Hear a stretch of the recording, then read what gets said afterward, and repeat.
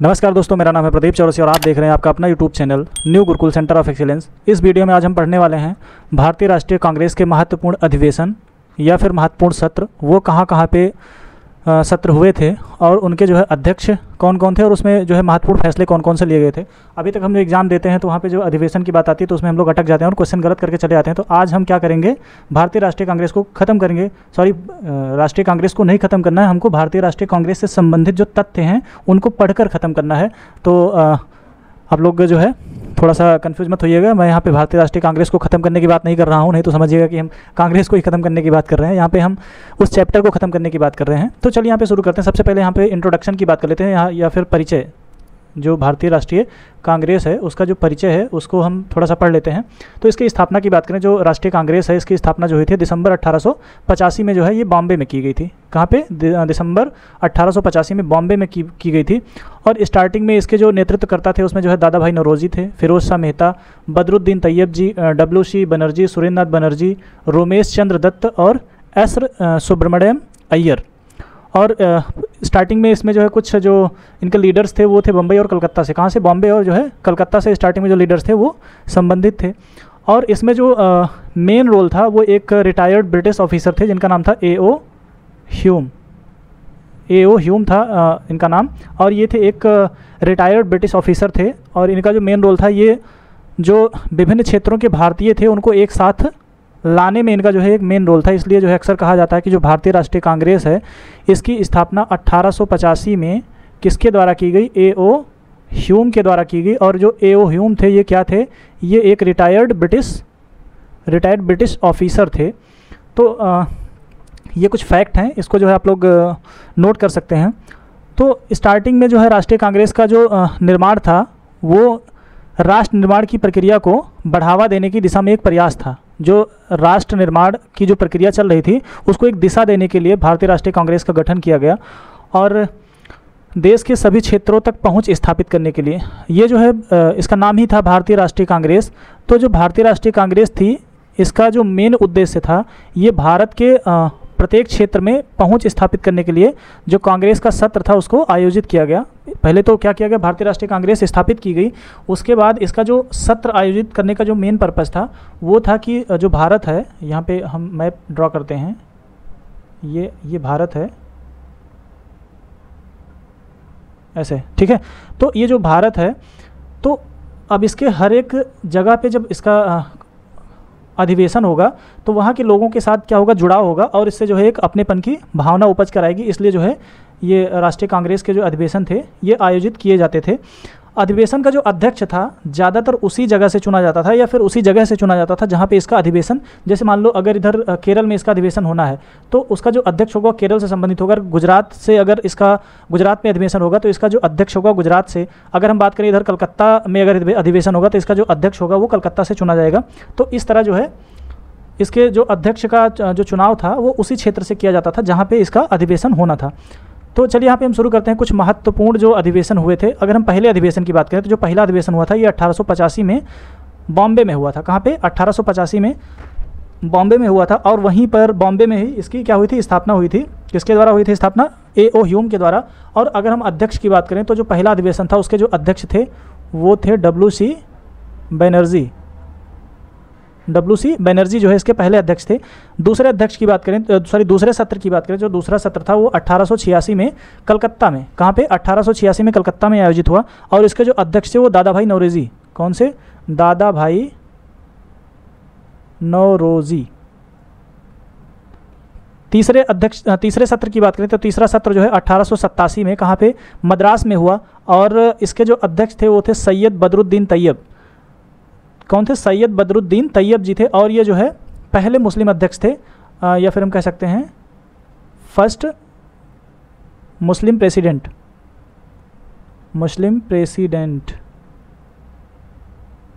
ठीक है। तो और उसके बाद फिर हम चौथे सत्र की बात करें तो चौथा सत्र जो है 1888 में हुआ और ये जो है आपका इलाहाबाद, जो प्रेजेंट में प्रयागराज है, तो उस टाइम पे इलाहाबाद में आयोजित हुआ। उसके जो अध्यक्ष थे वो थे जॉर्ज यूल। क्या नाम था इनका? इनका नाम था जॉर्ज यूल। और ये जो है फर्स्ट जो है इंग्लिश प्रेसिडेंट है, यानी कि पहले अंग्रेज अध्यक्ष थे ये जो है पहले अंग्रेज अध्यक्ष थे। अगर हम बात करें 1896 में, अब देखिए सीधे यहाँ पे हम इम्पॉर्टेंट जो थे उसी को हम यहाँ पे कवर करेंगे। तो शुरू के कौन कौन से, शुरू के जो है 1885 लगातार, देखो 85 के बाद 86 में हुआ, 86 के बाद 87, 87 के बाद 88। 85 वाला इसलिए इंपॉर्टेंट है क्योंकि उसी टाइम पे क्या हुआ, जो कांग्रेस थी उसकी स्थापना हुई किसके द्वारा, A.O. ह्यूम के द्वारा, और ये बॉम्बे में आयोजित हुआ था और इसके अध्यक्ष थे W.C. बनर्जी। दूसरे सत्र की बात करें तो दूसरा सत्र जो है कलकत्ता, ध्यान देना, पहला जो है मुंबई, दूसरा ये बॉम्बे, उस टाइम बॉम्बे था, दूसरा जो है कलकत्ता। इस देखो इस कोने से सीधे उस कोने पे हुआ और इसके जो अध्यक्ष थे वो दादा भाई नौरोजी थे। अगर हम तीसरे सत्र की बात करें तो तीसरा सत्र इसलिए इंपॉर्टेंट है क्योंकि ये जो है मद्रास में इसका आयोजन हुआ था और इसके जो अध्यक्ष थे वो सैयद बदरुद्दीन तैयब जी थे और ये जो है पहले मुस्लिम थे।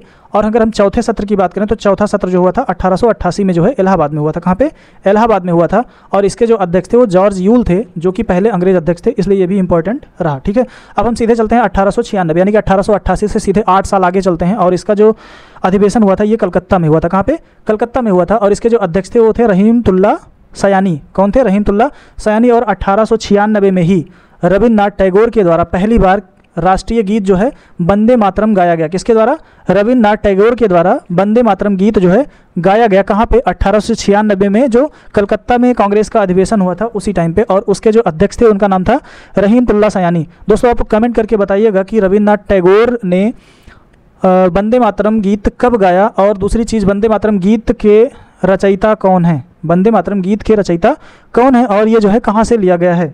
ठीक है, अब हम चलते हैं 1899, 96 से सीधे 3 साल आगे बढ़ते हैं 1899 में। और 1899 में जो कांग्रेस का अधिवेशन हुआ था वो हुआ था आपका लखनऊ, जो कि उत्तर प्रदेश की प्रेजेंट में राजधानी है। 1899 में कहाँ, सीधे कलकत्ता से लखनऊ आते हैं और उस समय जो उसके अध्यक्ष थे 1899 में आयोजित जो कांग्रेस का अधिवेशन लखनऊ में हुआ था उसके जो अध्यक्ष थे वो थे रमेश चंद्र दत्त। कौन थे, रमेश चंद्र दत्त, रमेश चंद्र दत्त। ये जो है 1899 में जो LKO में अधिवेशन हुआ था उसके अध्यक्ष थे। और यहाँ पे जो है भू राजस्व के स्थायी निर्धारण की मांग की गई। जो भू राजस्व है उसको फिक्स किया जाए, उसकी मांग की, यानी कि भू राजस्व एक निश्चित दर से ली जाए, उसके लिए डिमांड की गई। और अब हम 1901 में आते हैं, सीधे 1901। तो 1901 का जो अधिवेशन हुआ वो कलकत्ता में हुआ और उस समय जो उसके अध्यक्ष थे वो थे दिनसाई वाचा। कौन थे, दिनसाई वाचा थे। और यहीं पर जो है पहली बार महात्मा गांधी जो है कांग्रेस के मंच पर दिखाई दिए। तो अगर क्वेश्चन आपको कहीं पे दिखे कि महात्मा गांधी जो है कांग्रेस के मंच पर कब दिखाई दिए तो हम कहेंगे 1901 के कांग्रेस के कलकत्ता अधिवेशन में। कहाँ पे, 1901 के कलकत्ता अधिवेशन में। और उस समय जो उसके अध्यक्ष थे वो थे कौन, दिनसाई वाचा, दिनसाई वाचा। और ये जो है कलकत्ता में जो है हुआ था और यहीं पर जो है महात्मा गांधी कांग्रेस के मंच पर पहली बार दिखाई दिए।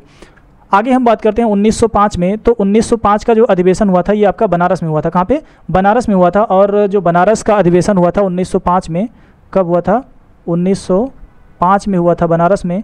और इसके जो अध्यक्ष थे वो थे गोपाल कृष्ण गोखले। क्या नाम था इनका, गोपाल कृष्ण गोखले थे।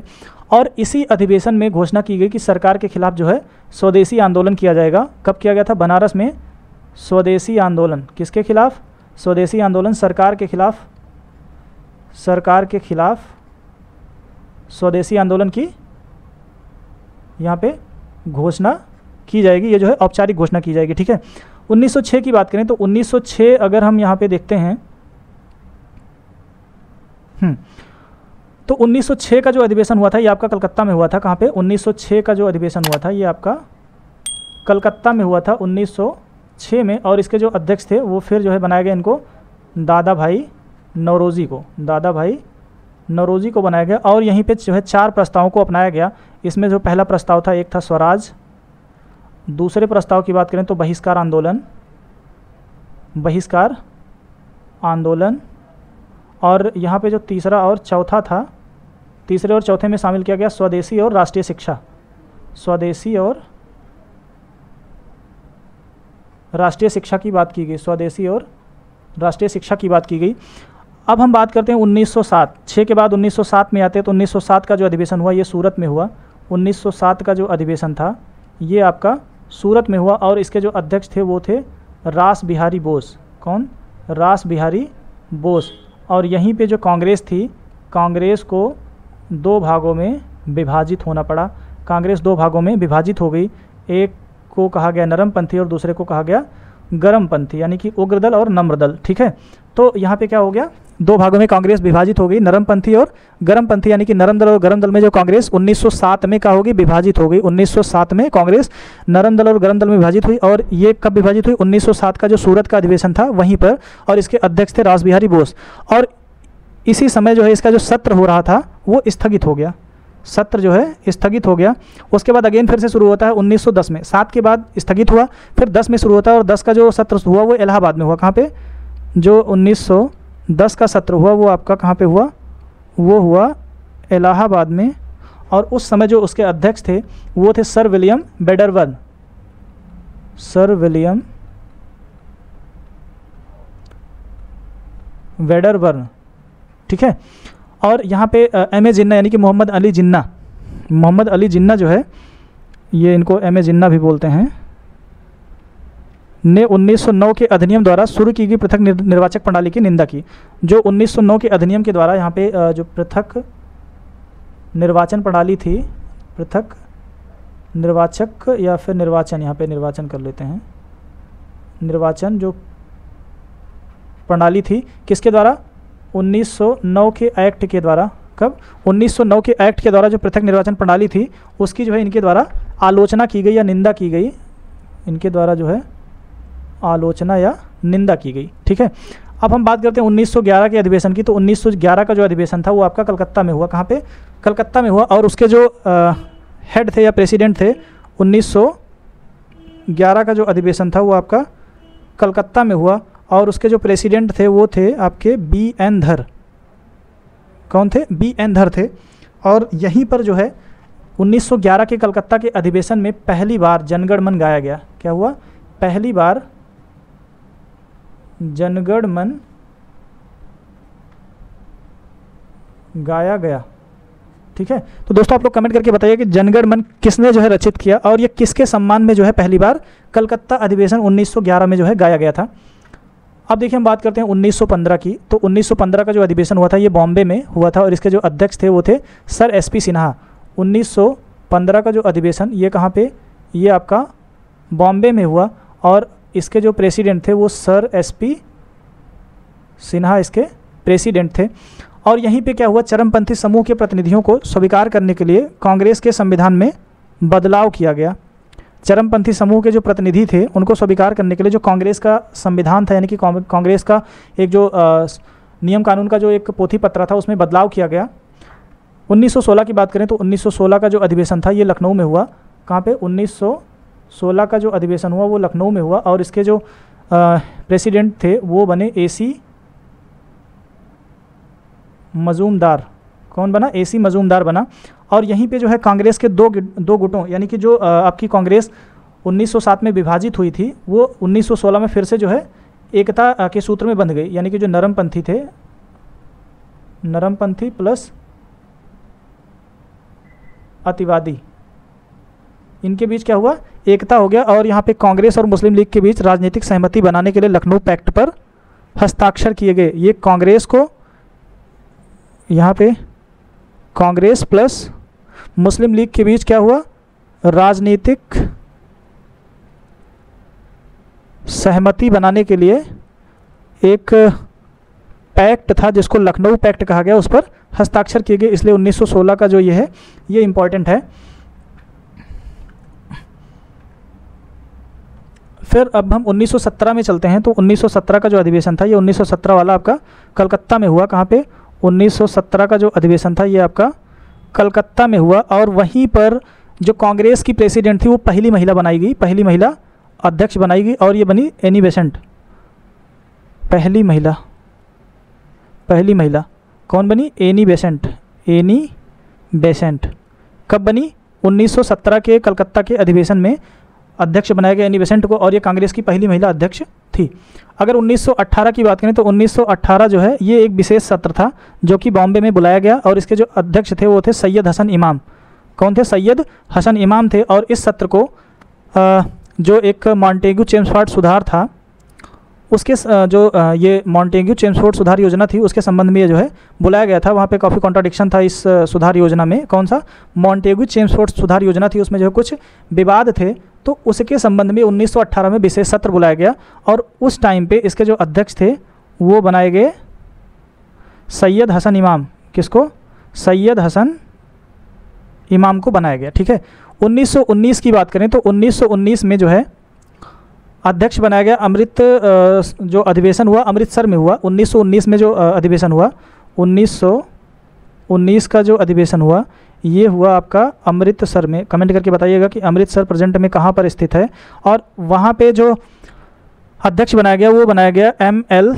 नेहरू को। किसको? एम.एल. नेहरू, यानी कि मोतीलाल नेहरू। और ये मोतीलाल नेहरू कौन थे? पंडित जवाहरलाल नेहरू के पिताजी थे। इनको जो है 1919 के अमृतसर अधिवेशन में इनको जो है प्रेसिडेंट ऑफ कांग्रेस यहाँ पे बनाया गया।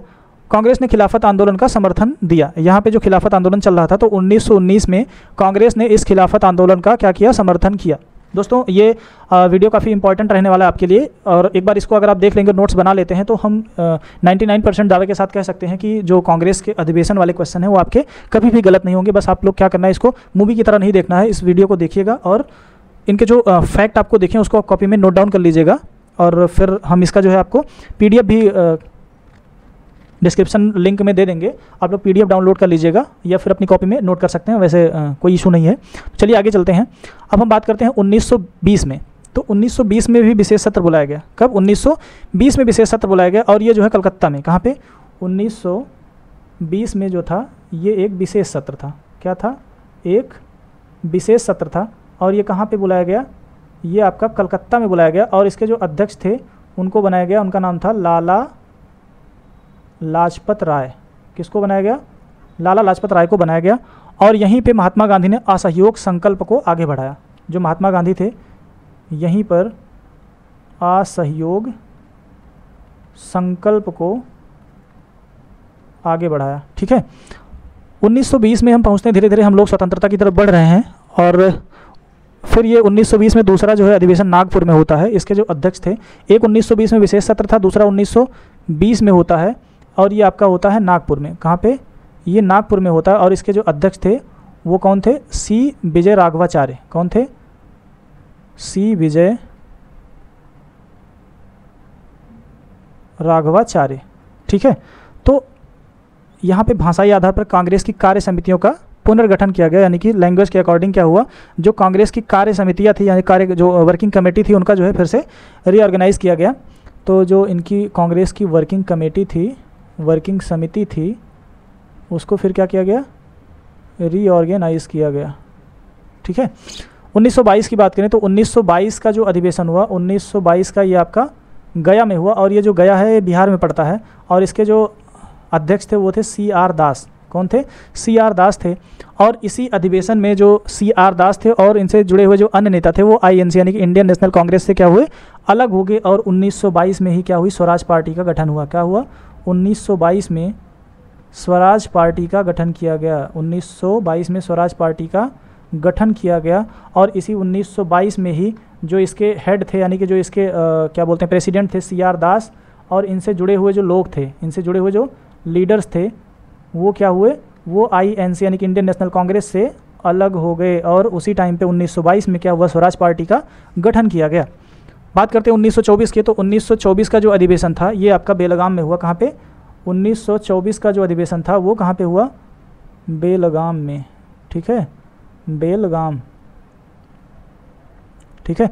और यहाँ पे क्या हुआ? महात्मा गांधी की अध्यक्षता में केवल एक सत्र किया गया, यानी कि इसके जो अध्यक्ष थे वो कौन थे? MK गांधी, मोहनदास करमचंद गांधी। कंफ्यूज मत होइएगा कि MK कौन आ गया यहाँ पे। तो ये जो MK गांधी थे इन्हीं का पूरा नाम था मोहनदास करमचंद गांधी। मोहनदास करमचंद गांधी। ठीक है। तो ये जो है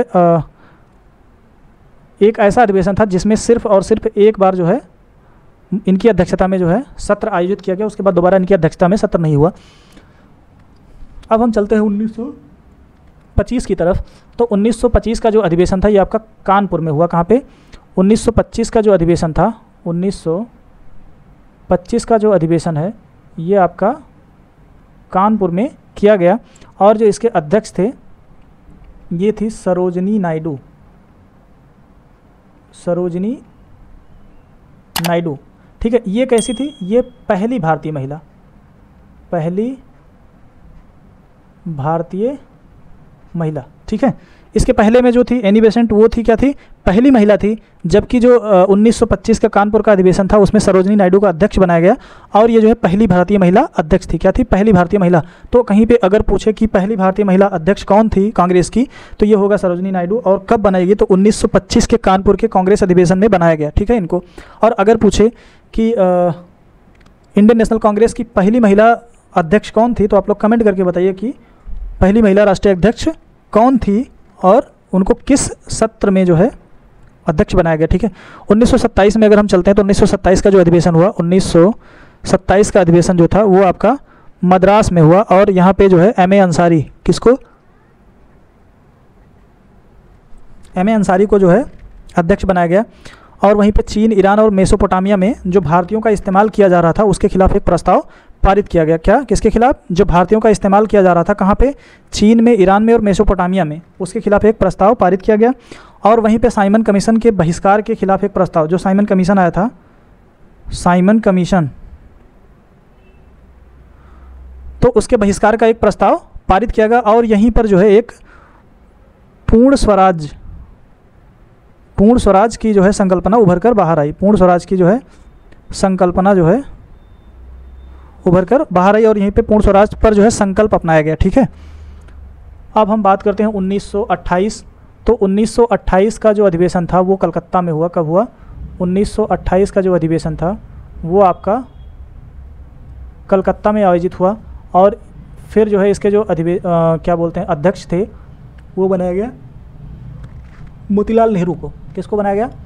मोतीलाल नेहरू को बनाया गया। और यहीं पे जो है अखिल भारतीय युवा कांग्रेस का गठन किया गया। किसका? अखिल भारतीय युवा कांग्रेस, ABYC, अखिल भारतीय युवा कांग्रेस का गठन किया गया। कब किया गया? 1928 में। और 1928 में क्या हुआ था? कलकत्ता में कांग्रेस का अधिवेशन हुआ था। और यहीं पे क्या हुआ? ABYC, अखिल भारतीय युवा कांग्रेस का गठन किया गया। अब हम चलते हैं 1919 और ये जो है लाहौर। कहाँ पे पहुँच गए हम? 1919 सीधे कलकत्ता से कहाँ पहुँचे? लाहौर पहुँचे। कलकत्ता से कहाँ पहुँचे? लाहौर पहुँच गए। और अब देखो 1928 में पिताजी जो है अध्यक्ष थे और उसके बाद 1929 में जो है बेटे को जो है अध्यक्ष बनाया गया। और यहाँ पे जवाहरलाल नेहरू का चेहरा प्रेसिडेंट के रूप में निकलकर सामने आया। और यहीं पे जो है पूर्ण स्वराज का जो प्रस्ताव था वो पारित किया गया। पूर्ण स्वराज का जो प्रस्ताव था, पूर्ण स्वराज का जो प्रस्ताव था वो पारित किया गया। ठीक है दोस्तों।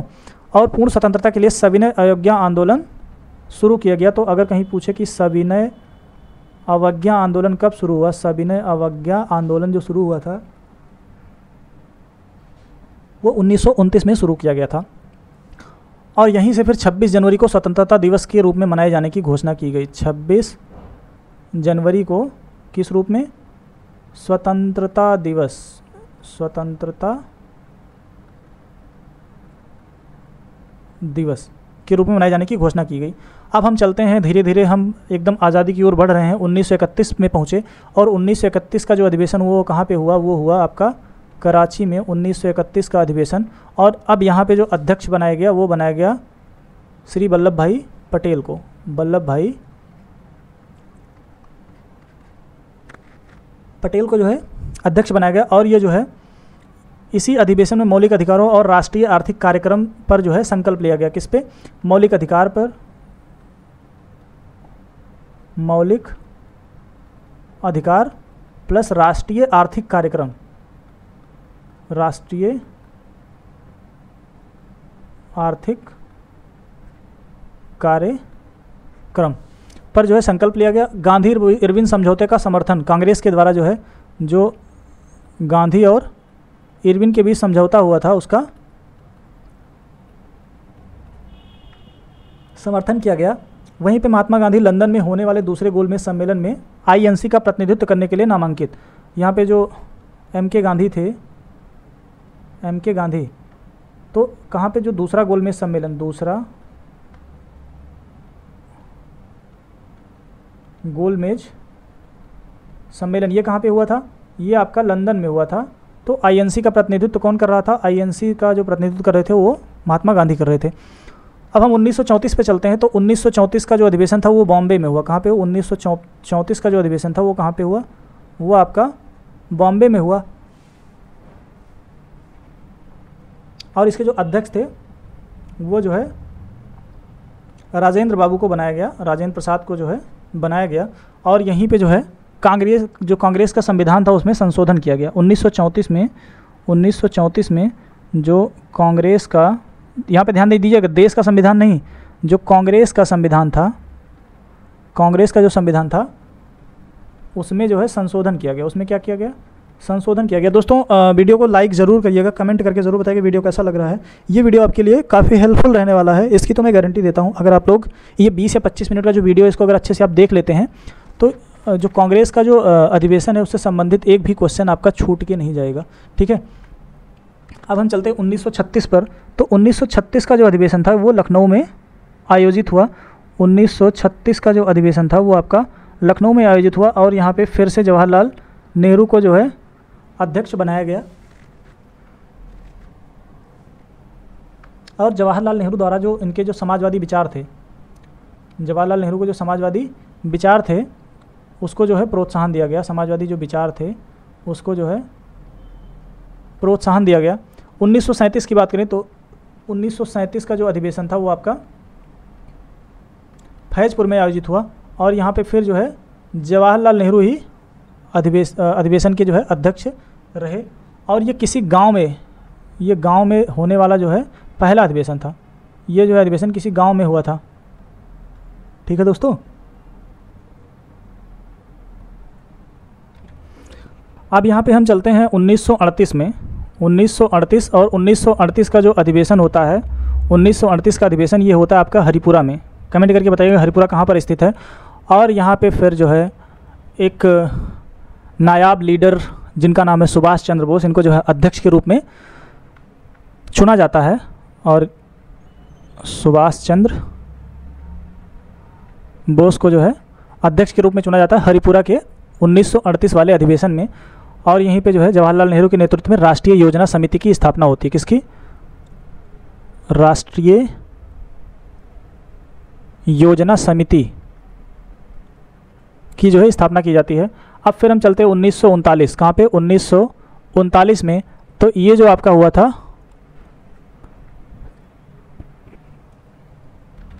तो ये जो है आपका त्रिपुरी में हुआ था। कहाँ पे? त्रिपुरी में हुआ था। दोस्तों ये थोड़ा सा कन्फ्यूजन में मत रहिएगा कि त्रिपुरी है या त्रिपुरा। तो ये जो त्रिपुरी है ये आपका एमपी में पड़ता है। कहाँ पे? एमपी में पड़ता है। ये जो है एक स्मॉल टाउन है। जो त्रिपुरी है ये उस टाइम का एक स्मॉल टाउन था।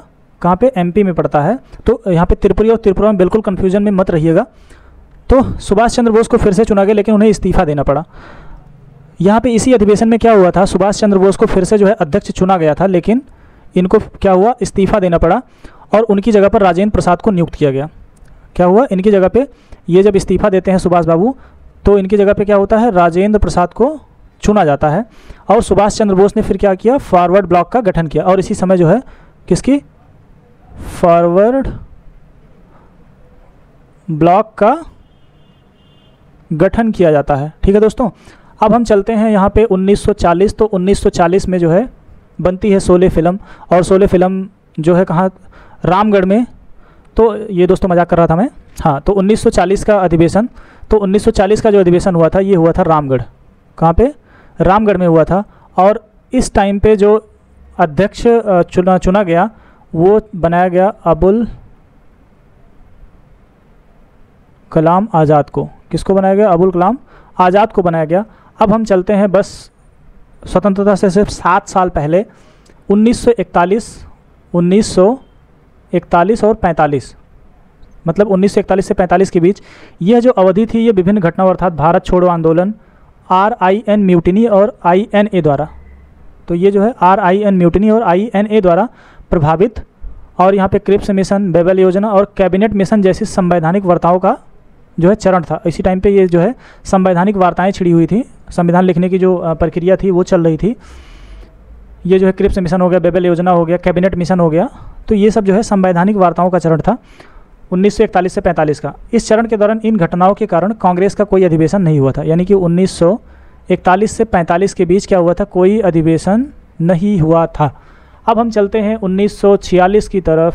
1946 का जो अधिवेशन हुआ था ये आपका मेरठ में हुआ था, और मेरठ आपका कहाँ पड़ता है, यूपी में पड़ता है। और उस टाइम जो इसके हेड थे, यानी कि जो अध्यक्ष बनाया गया, वो बनाया गया JB कृपलानी को। किसको बनाया गया, JB कृपलानी को बनाया गया। और ये जो है आज़ादी से पहले का आखिरी सत्र था। क्या था, आखिरी सत्र था, ठीक है। और JB कृपलानी स्वतंत्रता के समय INC के अध्यक्ष थे। INC के ये क्या थे, प्रेसिडेंट थे। कब, स्वतंत्रता के समय, ठीक है। तो दोस्तों ये रहा आपका जो भारतीय राष्ट्रीय कांग्रेस का कुछ महत्वपूर्ण जो अधिवेशन था उससे संबंधित वीडियो। और उम्मीद करते हैं कि इस वीडियो में आपने जो है काफ़ी कुछ सीखा है, काफ़ी इंपॉर्टेंट जो फैक्ट था और कौन सा अधिवेशन कब हुआ था, उसके प्रेसिडेंट कौन थे, ये सब चीज़ें आपने सीखा है। तो अगर इस वीडियो को एक बार देख के दोबारा फिर एक हफ्ते बाद रिवाइज़ कर लेंगे तो उम्मीद करते हैं कि ये आपको कभी भी नहीं भूलेगा। और जो है आप कोई भी एग्जाम देंगे उसमें जो कांग्रेस के अधिवेशन से संबंधित कोई भी क्वेश्चन आएगा तो उसको आप चुटकियों में सॉल्व कर लेंगे और आपका जो है नंबर पूरा का पूरा मिलेगा। और गलत नहीं करेंगे, कोई भी नेगेटिव मार्क नहीं घटेगा। तो बस दोस्तों आज के लिए इतना ही। और हाँ, जाते जाते एक बात कहेंगे, अगर आपको वीडियो अच्छा लग रहा हो तो लाइक करिएगा, शेयर करिएगा। आप लोग शेयर, कमेंट और लाइक में बड़ी कंजूसी करते हैं। मैं कहना नहीं चाह रहा था, लेकिन मैं आज कह देता हूँ कि मैं यहाँ 2-2, 3-3 बजे वीडियो रिकॉर्ड करता हूँ। देखो मेरा भी अपना स्वार्थ है कि आप लोग देखेंगे तो चीज़ें वायरल होंगी, मेरा भी चैनल क्या होगा, थोड़ा सा ग्रो करेगा। तो मेरा भी स्वार्थ है, मेरा शायद ज़्यादा स्वार्थ है, आपका कम है, क्योंकि ऐसे बहुत सारे चैनल्स हैं जहाँ पे आपको कंटेंट मिल जाता है। तो मैं ये नहीं कहता कि मेरे पास ही पढ़िए, हाँ, लेकिन अगर आपको चीज़ें समझ में आ रही हैं हमसे ही तो आप हमसे ही पढ़िए, तो फिर कहीं मत जाइए। और हम अगर आपको कमिट किए हैं कि अगर हम ये आपको कंटेंट देंगे तो फिर उसमें कोई इफ़ और बट नहीं है, वो आपको मिलेगा। तो बस जाते जाते कहेंगे कि अगर आपको वीडियो अच्छा लग रहा हो तो लाइक करिएगा, शेयर करिएगा और कमेंट करिएगा। और हमारे चैनल पर जो नए हो चैनल को सब्सक्राइब जरूर करें और साथ में बेल आइकन को ज़रूर दबाएं। तो बस आज के लिए इतना ही। धन्यवाद, बहुत बहुत धन्यवाद।